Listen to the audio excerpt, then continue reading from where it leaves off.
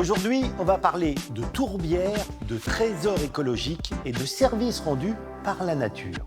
Direction le plateau de Mille Vaches dans les montagnes limousines, considéré comme le château d'eau de la France. Ce plateau volcanique est en effet réputé pour ses nombreux lacs, comme celui de Vassivière. Une réserve d'eau artificielle de 10 km² créée en 1946 pour alimenter une centrale hydroélectrique. Ce qui a donné naissance à des paysages XXL. On pourrait presque se croire par moments au Canada. Mais ce n'est pas tout.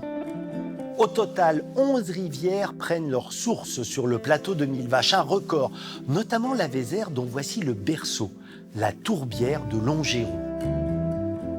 Une tourbière, c'est un espace rare, riche et fragile. Dans ces terrains, saturés en permanence d'une eau stagnante, les matières organiques se décomposent très mal. En s'accumulant, elles finissent par former de la tourbe. Il faut un siècle pour obtenir 1 cm de tourbe. Dans ces sols sont ainsi conservés 8000 ans d'histoire climatique.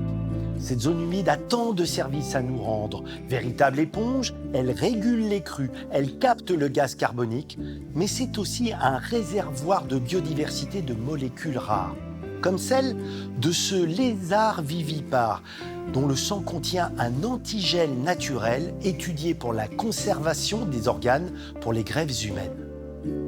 Depuis quelques années, le Conservatoire des espaces naturels et le Parc régional de Mille Vaches ont relancé la transhumance dans les zones de tourbières.